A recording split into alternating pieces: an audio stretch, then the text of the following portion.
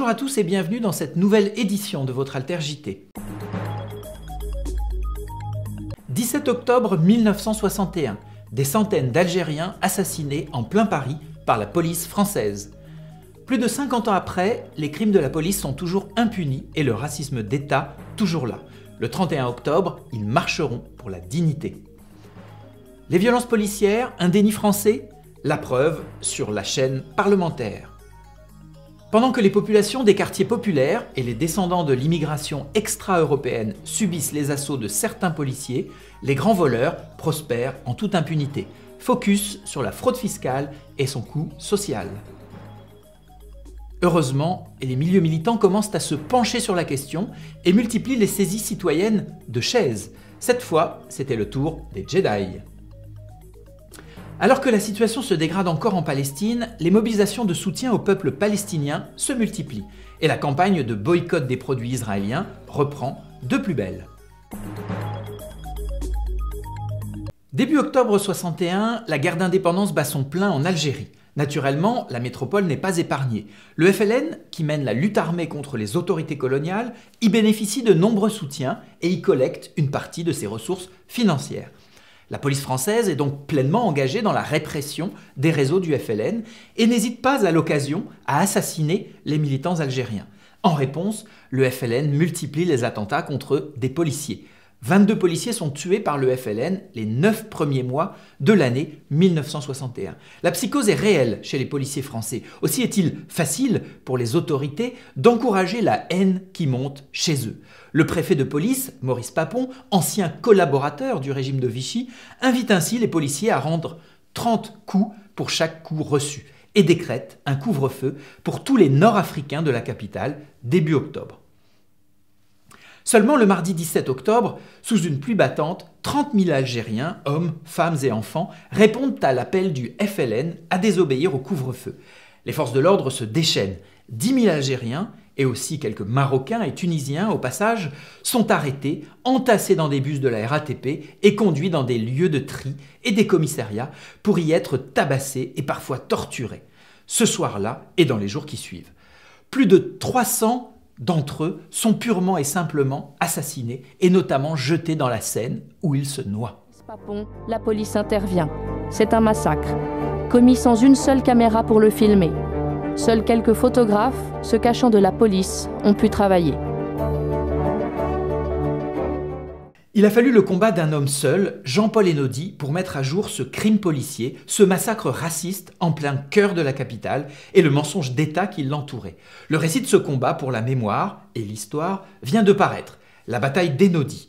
Comment la mémoire du 17 octobre 61 revint à la République, de Fabrice Risseputi, aux éditions du Passager clandestin.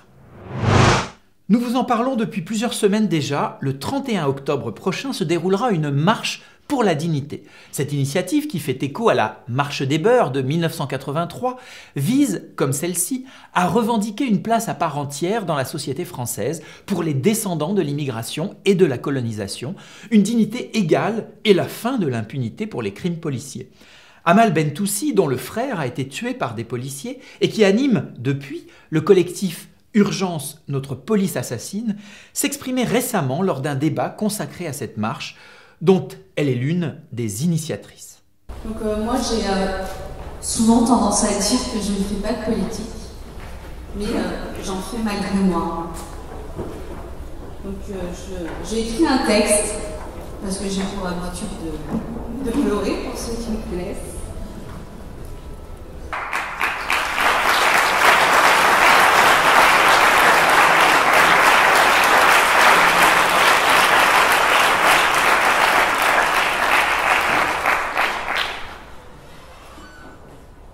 Alors le 31 octobre, nous serons ensemble, pas pour réclamer la dignité, non,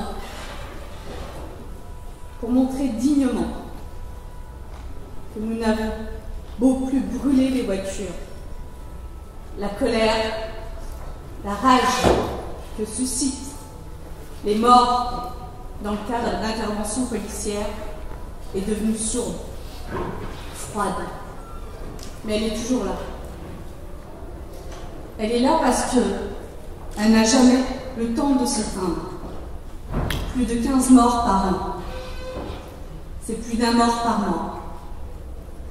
Pour nous, les familles de victimes, qui avons perdu un être cher entre les mains de la police, au-delà de sa signification littérale, la dignité est un combat.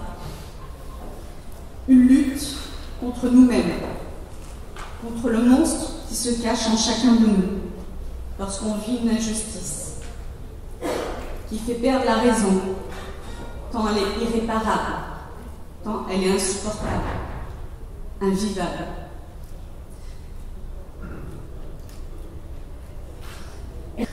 La dignité, c'est savoir surmonter les tentations les plus folles et se battre pour que le nom, la vie de nos frères, pères, fils et sœurs ne soit pas effacé comme s'il n'avait jamais existé. C'est pleurer, raconter, sensibiliser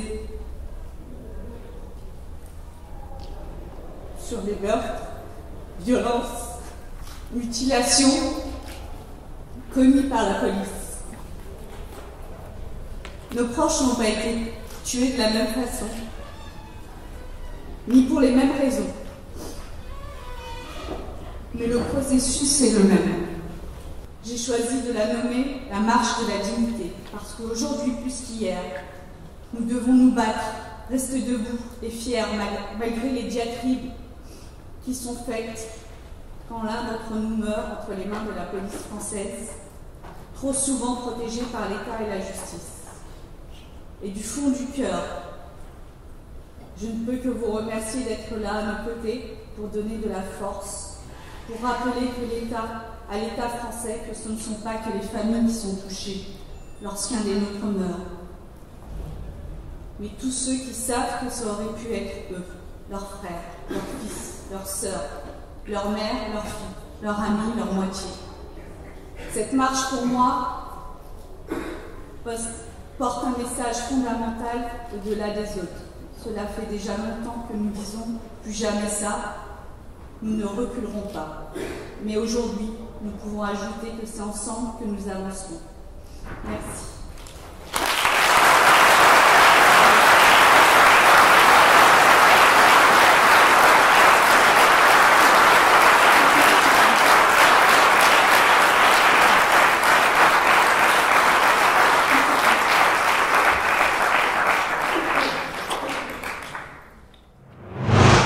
Le sujet des violences policières est toujours tabou en France. Votre serviteur en a fait la triste expérience à la télévision. C'était sur la chaîne parlementaire, dans l'émission Droit de suite, rediffusée justement cette semaine. Il y était question, en principe, de désobéissance civile.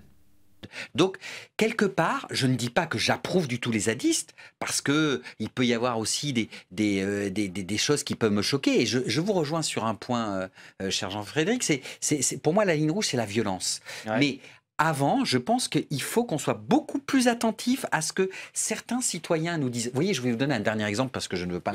À ce jour, sur la ZAD, les morts sont du côté des zadistes. Hein, la ligne rouge, c'est la violence, vient de dire Yann Gallou. Vous êtes d'accord, la violence policière. Vous n'avez jamais officié avec des méthodes de violence. Moi, je vous dis... Non, bien sûr. Et nous n'avons pas tué Rémi Fraisse. Rémi Fraisse est un zadiste et c'est la police qui l'a tué, en toute impunité d'ailleurs. C'est plus compliqué que ça, vous le savez. C'est plus compliqué que ça. Ah ben, il est mort. Mais ce qui est certain, c'est que quand on parle d'atteinte à la propriété privée, quand on vote des politiques qui privent des millions de Français de toute propriété, en les expulsant de leur logement, en les privant du droit au crédit, en les privant de simplement un emploi et un niveau de vie décent, bien sûr qu'on est dans une très grande violence. Quand la police peut tuer régulièrement dans les quartiers populaires, en toute impunité, bien sûr qu'on est aussi dans des pratiques hors la loi, mais qui sont sanctionnées au sens d'approuver, de laisser faire. C'est Amnesty International qui le disait en 2009. 3000 policiers poursuivis pour des faits de violence, 3 condamnés. Je veux bien qu'ils ne soient peut-être pas les 3000 coupables, mais peut-être pas seulement 3 non plus. On est dans des niveaux de réalité dont les zadistes et les autres désobéissants ne veulent plus. Les élus sont élus avec 10 à 15... Je peux entendre une partie du discours de monsieur. Qu'est-ce que vous ne pouvez pas entendre alors? Il y a une partie que je n'entends pas du tout. La partie de gauche, je l'entends. Non, il y a une partie que j'entends pas du tout, c'est vos critiques là sur la police, parce que moi qui suis à la commission des finances, j'étais à la commission des lois avec monsieur Poisson il y a quelque temps encore, je n'accepte pas ces critiques-là. On est quand même dans un système où aujourd'hui il y a un état de droit. Il n'y a pas d'état de droit. Pour Macomet, il n'y a pas de droit. On peut saisir la justice, on peut avancer. Et contrairement à ce que vous dites, là, ce n'est pas vrai. Il y a des policiers qui sont sanctionnés quand ils le méritent. Mais je trouve que là, vous exagérez sur ce point de vue-là. Parlez-moi d'un policier qui a été condamné parce qu'il avait tué en prison le vieux monsieur je me permets de rétablir ce... Mais en banlieue notre parisienne. Alors, on va les étouffé dans une cellule. Oui, mais vous trouvez toujours un exemple. Où sont les condamnations judiciaires de ces policiers? Vous trouverez toujours un exemple. Moi, je veux qu'on recentre le débat. Monsieur, lisez le rapport d'Amnesty International sur l'état de notre police et du respect des droits de l'homme en France. En tout cas, de ce qui se passe dans les commissariats. Monsieur, je m'inscris en faux. Moi, je vais regarder ce rapport. Je vois je m'occupe à l'Assemblée nationale de la police et je n'ai pas du tout cette vision-là que vous décrivez. Bien sûr, regardez les vidéos sur YouTube de comment les policiers traitent les migrants à Calais. Juste revenir au débat. Le Parlement européen a récemment adopté la proposition des députés écologistes français de rendre obligatoire la transparence sur les impôts payés par les grands groupes industriels dans chacun des pays où ils opèrent. Une avancée en matière de transparence, mais qui attend toujours d'être validée par le Conseil européen, autrement dit les États. Le député européen EELV, Pascal Durand, organisé récemment une soirée d'explication du combat mené contre la fraude fiscale par une partie des parlementaires européens. Un des outils de la justice sociale, c'est vraiment la lutte contre l'évasion fiscale et toutes les recettes fiscales qui sont perdues. Aujourd'hui, les administrations fiscales, les sociétés civiles, les journalistes se mobilisent beaucoup parce qu'on s'est aperçu que les paradis fiscaux n'étaient pas un petit crime sans victime. L'évasion fiscale, elle a un effet direct, c'est l'argent qui manque dans les pays dans lesquels l'argent est réalisé. C'est-à-dire ce qui permet de financer les hôpitaux, les écoles, les autoroutes, les transports, tout ce qui est utilisé par les gens au quotidien, eh bien cet argent il n'est pas là. Et c'est ça qui entraîne aussi pour partie les politiques d'austérité. On a réussi à faire diminuer le taux d'imposition effectif de McDonald's à 1,4%. Vous vous souvenez, je vous l'ai dit, le taux d'imposition des entreprises en France est de 33,3%. Au niveau européen, on essaye de réguler justement ces pratiques-là. Les interdire, c'est très compliqué. On peut faire en sorte, par exemple, qu'à travers la transparence, les grands groupes nous disent ce qu'ils payent pays par pays, le nombre de salariés qu'ils ont, le nombre de filiales et où elles opèrent. Et qu'ils nous disent, en réalité, quel est leur véritable chiffre d'affaires. Il y a quelques années, personne ne parlait de ça. On pensait que les paradis fiscaux, c'était l'argent de la drogue, c'était quelques truands qui allaient blanchir de l'argent de casino, etc. Et puis on disait, bon, évidemment, ce n'est pas bien, mais globalement, c'était mafieux tout ça.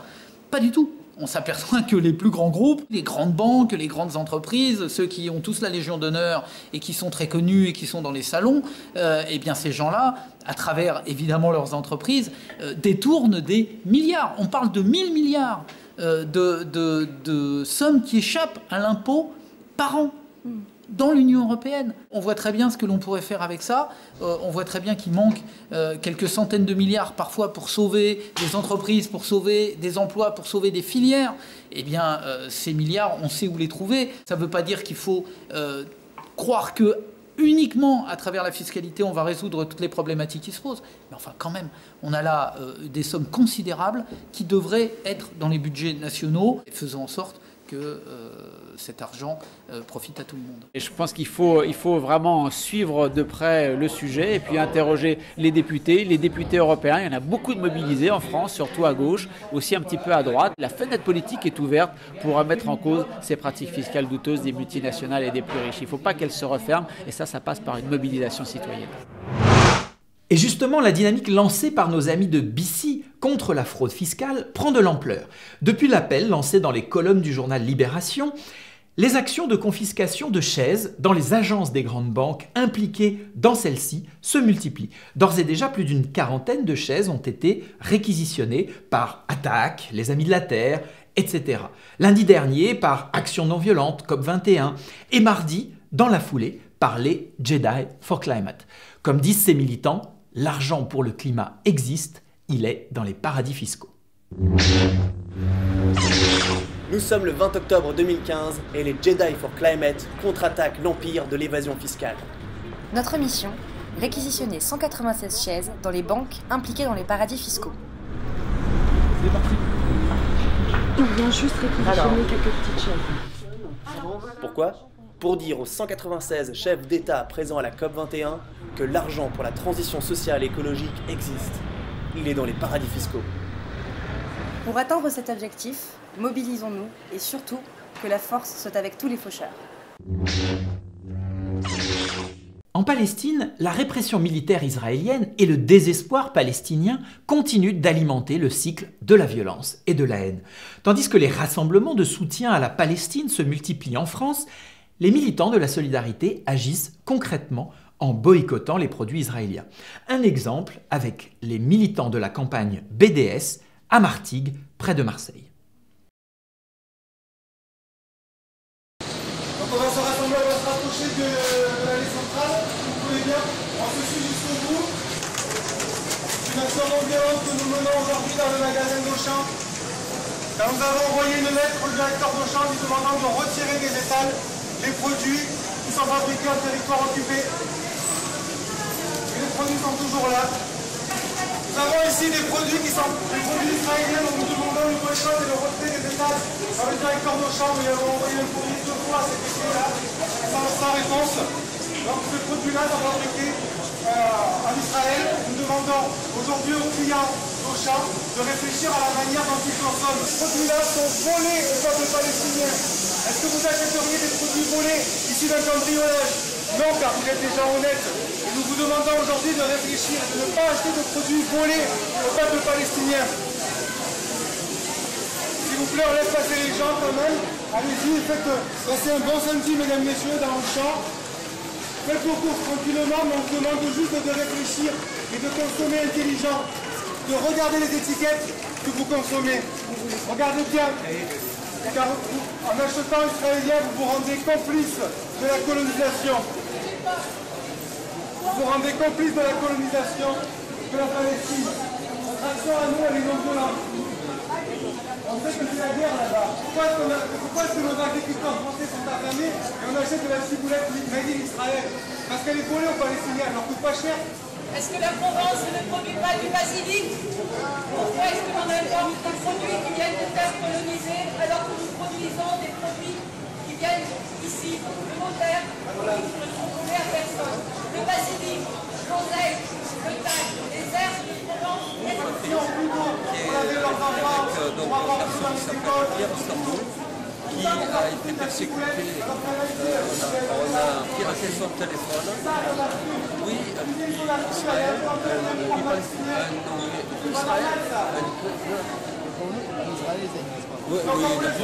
des enfants d'Israël. De Tel Aviv. Et les retirer des étals. Parce que les produits SodaStream sont volés au peuple palestinien. Voilà, cette édition de votre Alter JT est maintenant terminée. Merci de nous avoir suivis. Une annonce et une chanson avant de se quitter. D'abord, si vous êtes parisien, ne manquez pas le festival de cinéma du mouvement Utopia qui se déroulera du 27 au 29 octobre prochain au cinéma La Clé. Toutes les infos sur le site du mouvement. Et puis, nous avons voulu vous faire entendre ou réentendre un extrait d'une chanson du rappeur Medine, consacrée justement au 17 octobre 61, sujet par lequel nous avions décidé d'ouvrir ce journal. Bonne écoute, à très vite pour de nouvelles infos indépendantes, et d'ici là, on lâche rien. Pour un coup reçu, vous en rendrez 10. Ici, rien de bon pour les ratons, m'a dit le commissaire sanguinaire de mon canton. Après m'avoir uriné sur les mains, le gardien de la paix casse du cru au quotidien. 17e jour du mois d'octobre, le FLN a décidé de mettre fin à l'opprobre. En effet, le journal de la veille titré couvre-feu recommandé pour les immigrés. Non, la réaction ne s'est pas faite attendre. Algériens de France dans les rues, nous allons descendre, protester contre leurs lois discriminatoires. Investissons leurs ponts et leurs centres giratoires. Embarqués dans un cortège pacifique, nous réclamons justice pour nos droits civiques. Mais la police ne l'entend pas de cette oreille. En cette période, nous sommes un tas de rares rebelles. Marchons en direction du pont Saint-Michel. Nous verrons bien quelle sera l'issue de cette querelle. Une fois sur la berge, j'aperçois le comité d'accueil qui souhaite faire de ce pont notre cercueil. Les camps s'observent et se dévisagent. Un silence de mort s'installe entre les deux rivages. Puis une voix se lève, scande à bas le couvre-feu et ouvre le feu. La première ligne s'écroule et commence la chasse à l'homme. Je prends mes jambes à mon cou comme un pur sang, je galope. Mais le pont est cerné, nous sommes bernés dans une prison sur pilotis, nous sommes enfermés. Pas une, pas deux, mais une dizaine de matraques viennent me défoncer le crâne et mes os craquent sous mon anorak. Ma bouche s'éclate bien sur les trottoirs, leur bouche s'esclave bien grande de nous voir. Nous allons voir si les rats savent nager. Au fond de la Seine, vous ne pourrez plus vous venger. Inconscient, gisant dans mon propre sang, les brigadiers en chef par tous les membres me saisissant. Amorce ma descente, là où passent les péniches. S'assure de ma mort, frappant ma tête sur la corniche. Je tombe comme un déchet au vide d'ordure. Dans la chute, violemment ma nuque a touché la bordure. Liquide, poignardant tous mes orifices. Le fleuve glacial, un bûcher chaud pour mon sacrifice. Monsieur Papon a jugé bon de nous noyer. Aucun pompier pour étouffer le foyer.